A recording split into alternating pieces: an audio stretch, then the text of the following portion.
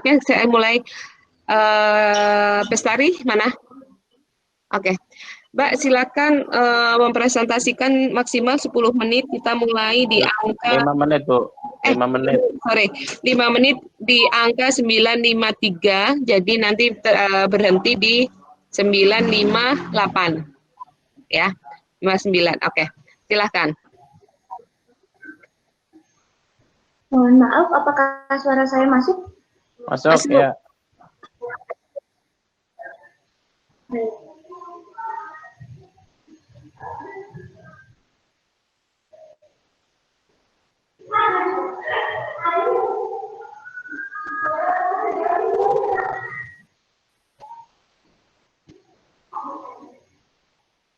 Baik, terima kasih Ibu. Saya mulai. Assalamualaikum warahmatullahi wabarakatuh.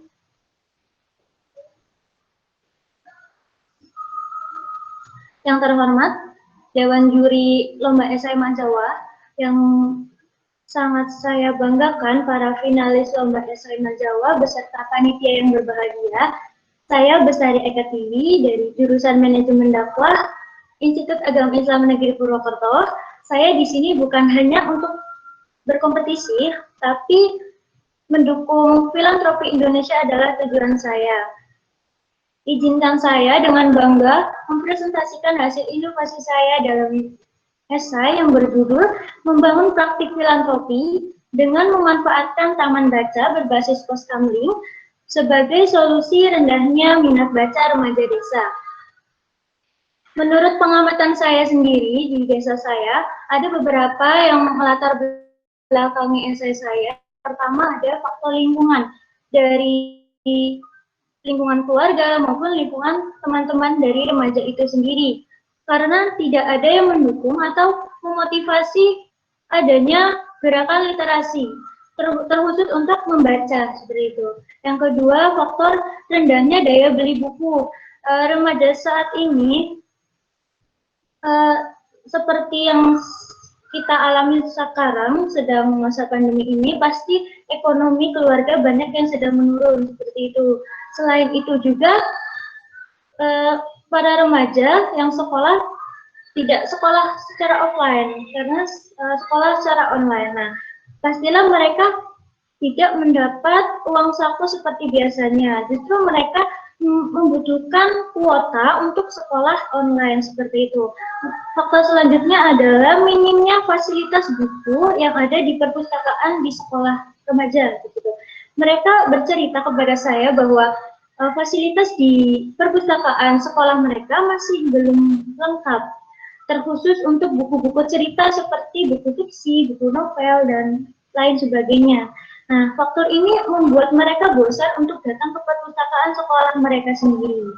Nah, faktor yang terakhir ada perkembangan smartphone. Smartphone di mana remaja saat ini sudah pintar menggunakan smartphone, tapi mereka belum menggunakan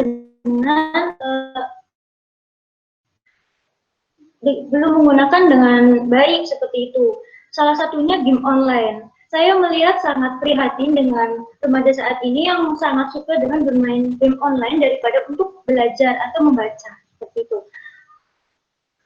Baik, perlu ada, jadi melihat latar belakang yang cukup memprihatinkan menurut saya, perlu adanya fasilitator atau relawan yang dapat memfasilitasi buku-buku cerita yang dibutuhkan, serta membutuhkan pendukung atau adanya seseorang memotivasi agar mereka dapat mau untuk membaca, seperti itu.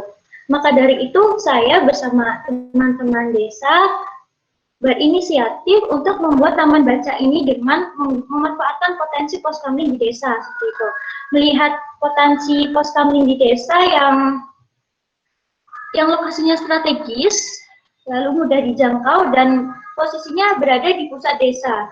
Namun, melihat poskamling desa yang masih kurangnya fasilitas untuk poskamling dan hanya digunakan untuk santai saja, dan parahnya lagi remaja-remaja tersebut di poskamling untuk bermain game online, seperti itu. Jadi keprihatinan ini memunculkan ide kepada kami agar bisa membuat inovasi baru agar mereka mau belajar. Gitu. Seperti yang sudah ada di slide, sudah ada 6 taman baca yang kami buat. Ada pos baca, taman baca Kedawung, Lingkar Pena, gubuk jembatan, gubuk baca, gardu literasi. Ke-6 taman baca ini sudah tersebar di 2 desa, salah satunya Desa Sawangan, Kecamatan Alian, Kabupaten Kebumen. Ya, slide selanjutnya, Kak. Ya, baik, hal ini dirasa sangat kurang enak dilihatnya karena di masa remaja seperti ini mereka harusnya belajar banyak hal. Ya, saya sangat disayangkan jika smartphone mereka digunakan untuk main game. Ya, poin penting dari esai saya yaitu praktik filantropi. Kami sudah membuat 5 kegiatan. Yang pertama, kami menyempatkan waktu tentang literasi secara online, membaca. Kami bantu untuk mereka belajar seperti itu. Yang kedua, kami mengadakan lomba-lomba. Kemarin tanggal 17 Agustus, kami mengadakan lomba-lomba agar mereka dapat mengekspresikan dirinya sendiri di depan umum seperti itu. Mereka membuat cerita pendek, menggambar, membuat puisi dan lain sebagainya. Mereka mempresentasikan di depan banyak orang. Jadi remaja agar bisa mengekspresikan dirinya sendiri seperti itu. Yang ketiga ada bermain dan belajar.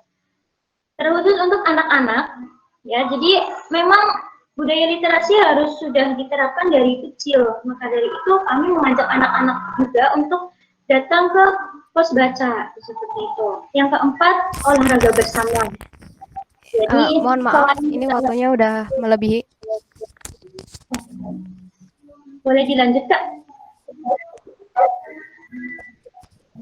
Waktu habis, Mbak. Habis, Mbak. Ya, baik. Terima kasih, Kak. Monggo Pak Fani. Baik, terima kasih Saudara Bestari. Isi Anda dari sisi ide, kreativitas ini bagus dan inspiratif karena di masa pandemi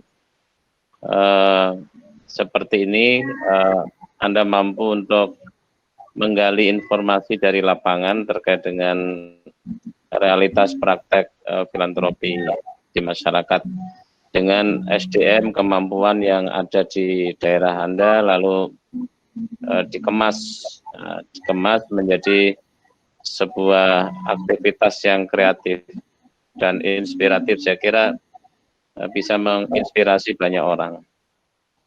Tinggal memang siapa yang mau menggerakkan itu aja di masyarakat itu. Kelemahannya adalah penggeraknya itu. Sebenarnya kalau pos kampleng apa itu di mana-mana ada.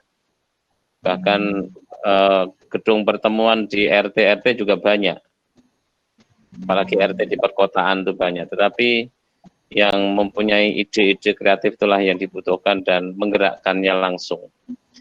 Oke, saya mau bertanya, ini ada satu hal yang belum Anda sampaikan, itu konsep filantropi ini di tulisan Anda tidak muncul, padahal itu di judul ada. Itu gimana penjelasannya? Halo, bisa didengar? Ya baik Pak, terima kasih pertanyaannya. Saya izin menjawab. Jadi di slide keempat itu ada praktik filantropi dengan berdonasi Pak.